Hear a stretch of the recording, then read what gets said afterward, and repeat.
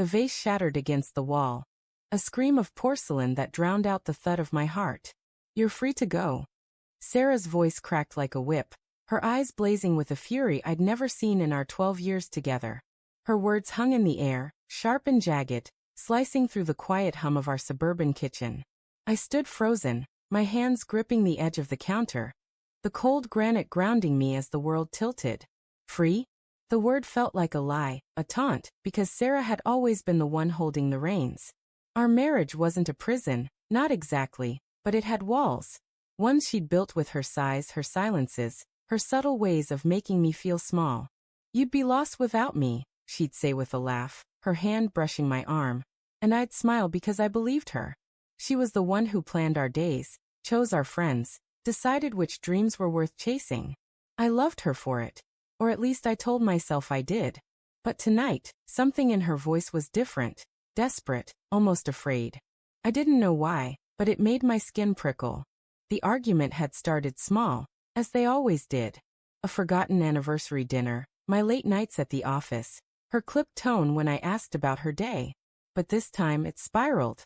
Her phone buzzed on the counter, a name flashing, Mark, and she snatched it up too quickly, her fingers trembling.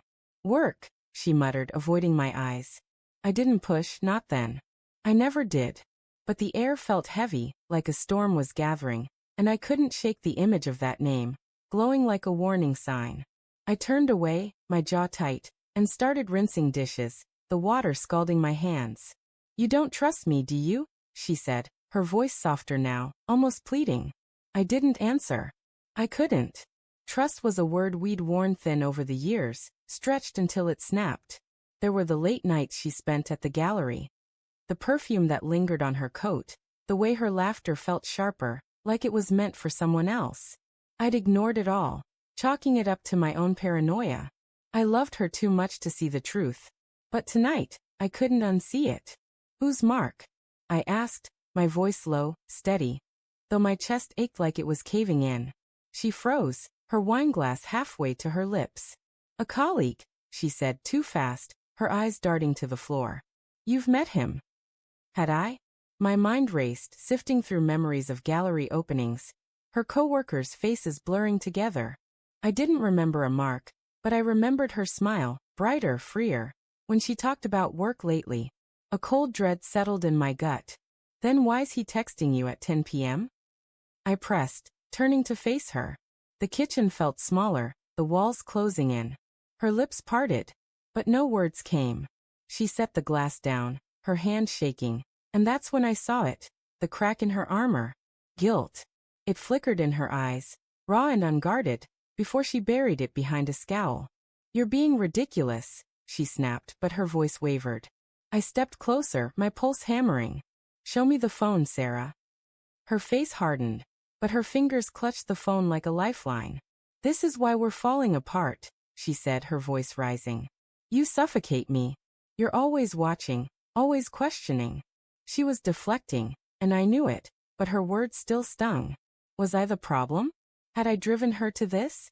The doubt crept in, familiar and insidious, but then her phone buzzed again, and my resolve hardened. "Show me." I repeated, my voice like steel. She laughed, a bitter sound, and threw her hands up. "Fine. Leave then. If you don't trust me, just go." The words hit like a slap, but they didn't break me. Not this time. I looked at her, really looked, and saw the woman I'd loved, the one I'd built a life with, but also someone else. Someone hiding. Someone scared. And for the first time, I didn't want to fix it.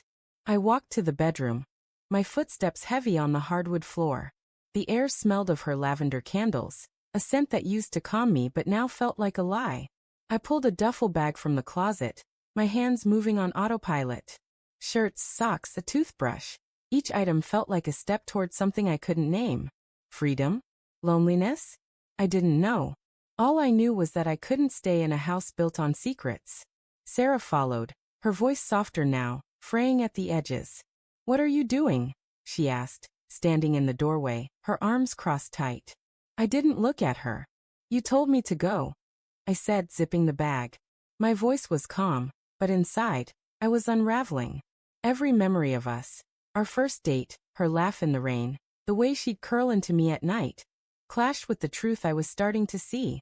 She'd betrayed me. Not just with Mark, but with every lie, every half-truth, every moment she'd let me believe I was enough. David, stop. Her voice broke, and when I turned, her eyes were wet, her face pale. You don't have to do this. She stepped closer, her hand reaching for me. But I stepped back, the bag slung over my shoulder. The distance between us felt like a chasm. You said I'm free.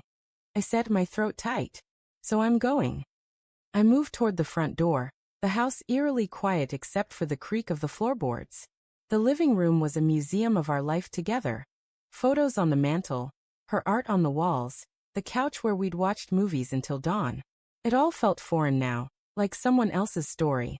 My hand was on the doorknob when she grabbed my arm, her grip desperate. Wait, she whispered, her voice raw. I didn't mean it.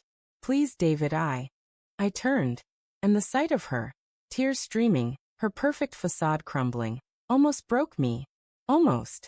Who is he, Sarah? I asked, my voice barely above a whisper.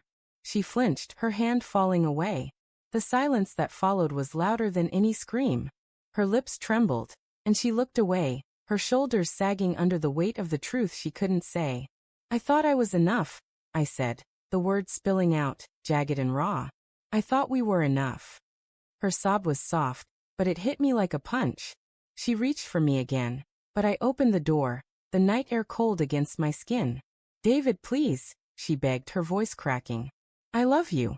I swear I don't. I cut her off, my eyes burning. You don't get to say that now. I stepped outside, the porch light casting long shadows across the lawn. The street was silent, the stars indifferent above. I didn't look back, but I heard her cry. A sound that would haunt me for years. A sound that said she'd lost something she thought she'd never lose. I walked to my car, the duffel bag heavy in my hand. Her words had set me free, but they'd chained her to regret. As I drove away, the house shrinking in the rearview mirror, I realized the truth. Her betrayal hadn't broken me. It had woken me. And for the first time in years, I was my own.